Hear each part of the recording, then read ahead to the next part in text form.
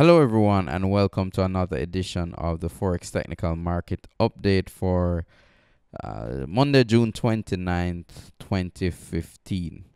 Okay, this morning, what happened was that the euro gapped down from opening up near the 111.60 and or closing at 111.60 and then opening back up near this 110 region. So over 160 pips, the market gapped to the downside. And the reason fundamentally that was given was that the situation that's happening with Greece and the uncertainty of the Greek debt and Greece's future in the euro. So that's what caused the euro to gap to the downside. Now, this brings an interesting note about gaps and price gaps. And the rule in technical analysis is that if a market gaps to the downside, that gap is eventually filled.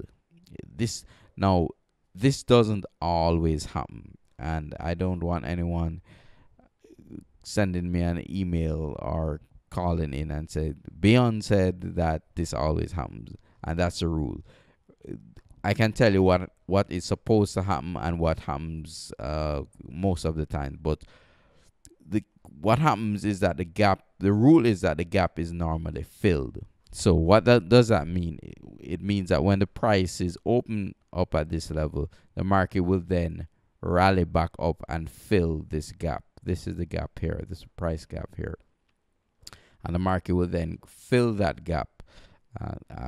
And that's exactly what happened this morning. The market gapped to the downside and the euro rallied. It went down a little bit more and then it rallied all the way up to this 111.82 level. And this also highlights that you must not take fundamental information too seriously sometimes, because what can happen is that you believe that a currency may be going one way and then the market completely does the opposite of what makes sense rationally, fundamentally in your head.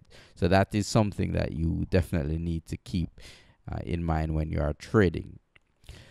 Technically, what is happening? The market is still in this broader consolidation pattern. And taking a look at the 4-hour chart, yes, the market did break down below some critical support areas, which technically is crucial. But we want to see if the market comes back up, rallies to a Fibonacci retracement level and continues to the downside, or will we take out these highs up at this 114.50 level? That is definitely crucial to look out for in the euro.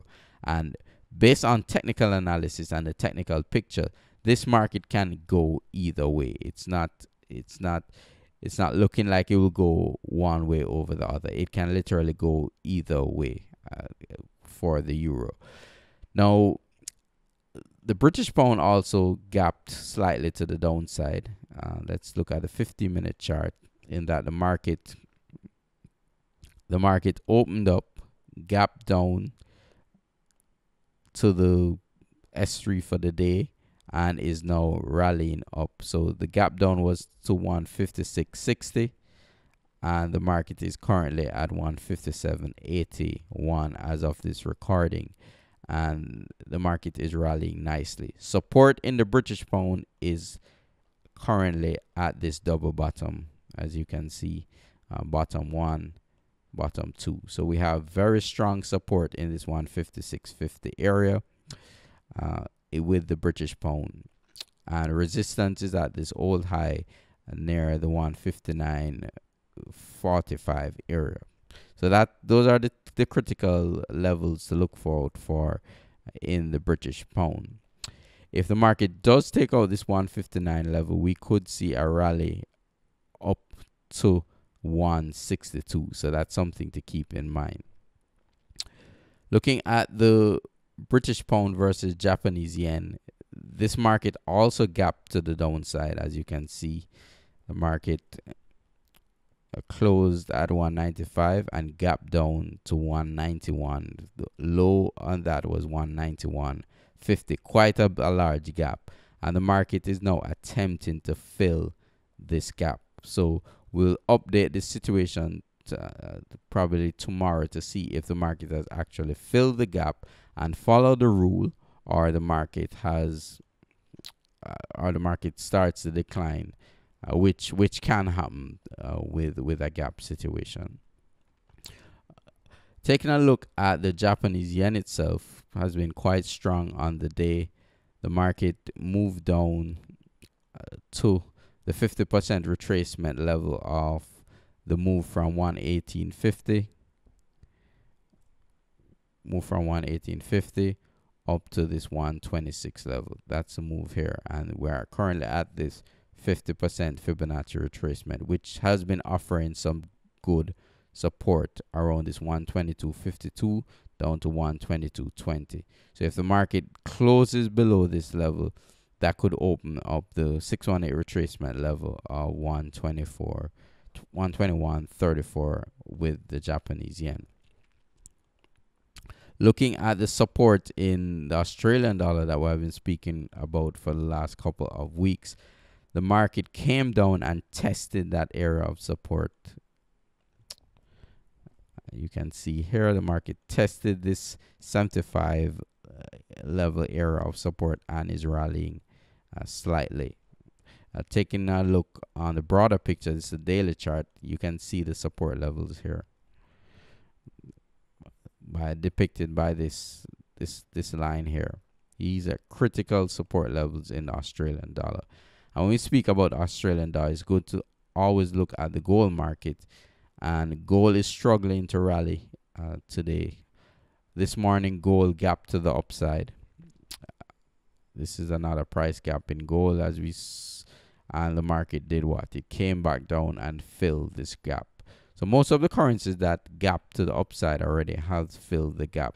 Let's take a look at the euro versus the Canadian dollar, which gapped down significantly on the day. As you can see, market was down significantly, gapped to the downside, and is currently rallying off of a low of 135. The low here was just above 135. The exact low is 135.14, and now the market is at 138.56. Again, the market filled the gap. This is a 15-minute chart of the euro versus the Canadian dollar. So the moral of the story, just be very careful when it comes to price gaps. And just because you see a market up or down huge on the day, that does not mean necessarily it will continue in that very same direction. Actually, there are systems out there that are designed specifically just to trade gaps. When they see gaps, they buy, or if they see a gap to the downside, they would buy. If they see a gap to the upside, they would sell. So I hope that tidbit of information was beneficial to you. Okay, it's Monday. It's the end of the last couple of days in June, and we're looking forward to July. Will the markets break out of these tight ranges and give some lovely trending opportunities, or will we remain in these ranges? Remember, the longer we remain in the ranges is the bigger the breakout normally. And we just have to look and see what the month of July brings for us. And remember, if you want to have the trading signals sent to your account automatically, that means the stops are taken care of for you. The profit targets are taken care of for you. Everything is taken care of for you. We typically risk 2 to 3% per trade for the signals. If you want to have the signals, click on the link below to get signed up so you can start benefiting from the Forex market, as opposed to being a spectator and just looking. It's time to now take action. Folks who take action are the ones who get results. So again, this is Beyond, and I hope you have a wonderful week. Thank you very much for listening, and we'll see you tomorrow.